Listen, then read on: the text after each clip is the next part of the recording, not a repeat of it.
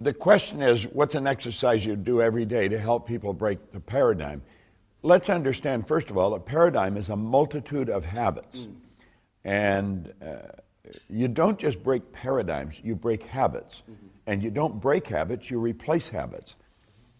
If I'm trying to break a bad habit, what I perceive to be a bad habit, and I don't consciously and deliberately replace it with a good habit, I'm going to form another bad habit.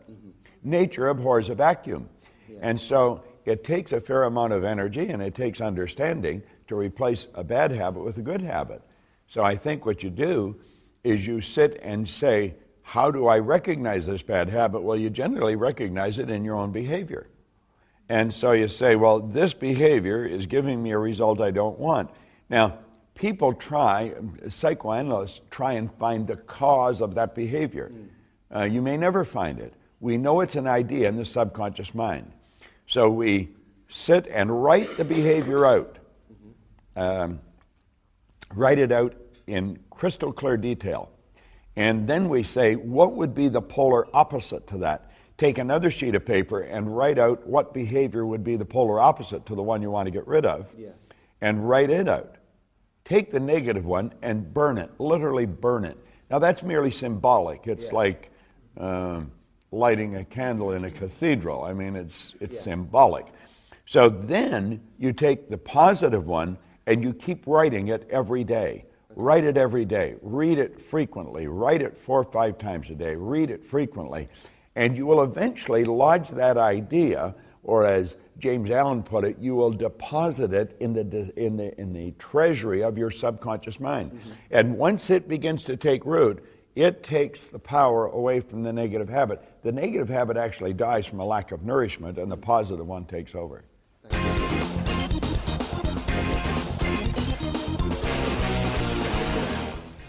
I had some jobs that lasted for an hour. You could say, how could you do that? I did it twice. And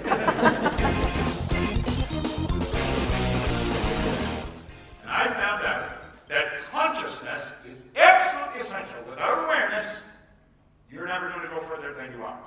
That's number one. Creativity. If you don't understand your own spirituality, if you don't understand that you have everything you need within you, and all you have to do is bring it to the surface, forget it. You're not going to go far. You are a creative being. You have the ability to create the life you want. What Malcolm Gladwell said is right on the money. He said, if you will work hard enough, if you will assert yourself, you can't hang back. You've got to step up. If you will assert yourself, if you will use your mind and imagination, you can shape the world according to your desires. We have been conditioned to invest money in everything under the sun but ourselves.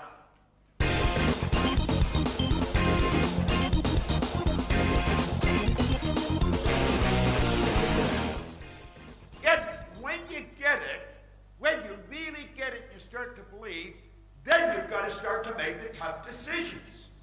Yet the decisions you're making always take you out of the box.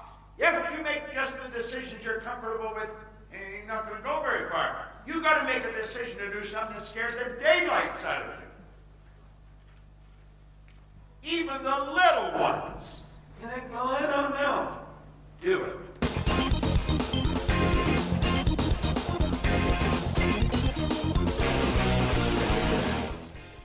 Now, and then to put it all together, I was shy. So I didn't like being with other people.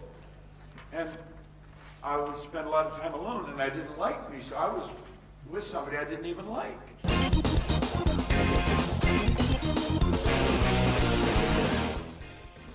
Everyone hits the terror barrier when it comes to doing something that's totally out of the box.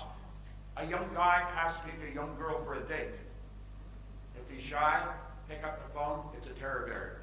A new salesperson, to pick up the phone and phone a prospect, it's the terror barrier. They have their imagination working in high gear, but it's working against them.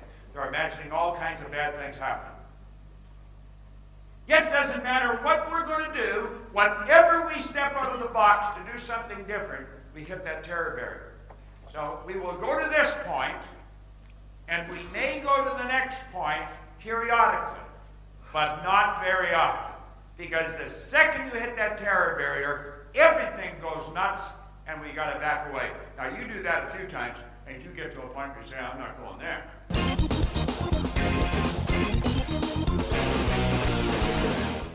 If you will work, if you will